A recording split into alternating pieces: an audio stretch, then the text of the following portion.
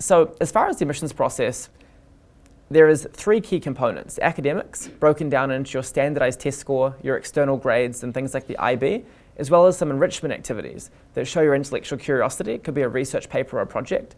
The next area is extracurriculars, where there's 10 slots on the Common Application, which is the main US application.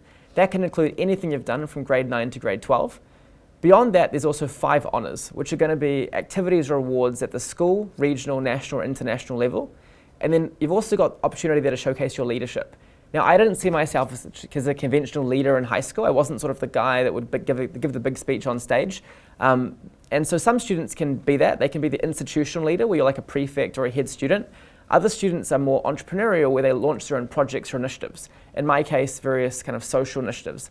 The final part is essays and interviews, the final 30%, and that's where you're writing really creative stories about your background. In my case, I wrote about working at a chicken burger shop and being a terrible cook, really struggling to balance chicken nuggets and chicken burgers and all these orders flying, and how my academic skills sadly did not translate to the kitchen.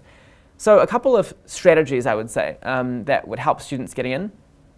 The first thing is we help students at Crimson with really developed capstone projects where they can show their leadership skills in really unusual ways. Take a student of mine, Adi Gulcher, a young boy who recently got into Yale, Stanford, and Wharton. He created a podcast, which you can view online, called the Economics Review. That podcast now has over 120 episodes, and he did that over the course of 2 years, interviewing various academics in the world of economics, as well as different business and media personalities. That project brought to life skills across entrepreneurship to bring all these guests together, research and academic excellence to be able to actually speak to these top academics in a fluent way, and then a lot of creativity also in how he distributed and marketed his podcast. So the capstone project is one strategy that's really important. Next up would be breaking the box around age in high school. What I mean by that is, as you've said, a lot of students wait till they're 16 for that IB diploma, or 16 for the A-levels, or they wait to begin the APs when their school tells them to. But more and more, the exceptional students that get into the world's best schools ignore really the shackles of age, and they think about, as soon as they're ready academically, what they can begin doing. So I advise many of my students to begin certain enrichment activities at age 12, 13, 14. By the time you finish high school, you can amass a fantastic portfolio of achievements and academic skills. A lot of the time, high school is quite relaxed for a while, and then it becomes very intense in the last 2 years. So staggering that out is a big deal. And then finally, my last tip, although I can keep going all day if you like, is on the application essays. Many students here in India in particular, they want to showcase achievements, awards, honors, but actually the US doesn't want to hear about that in that part of the application. They want to hear unique narratives about your personality and how you will be a unusual force on campus that will bring something new and spicy to that environment.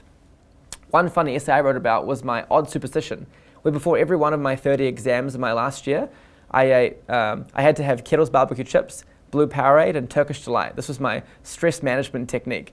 And it got a bit wacky, because as I got more and more exams, I had 3 in one day. I'd have to have one of everything for every single exam.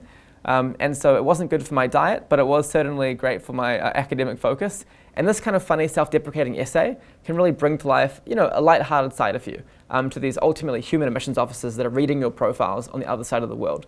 So there are a couple of areas: capstone projects, academic acceleration, and those creative essays that can make a big difference in the US process.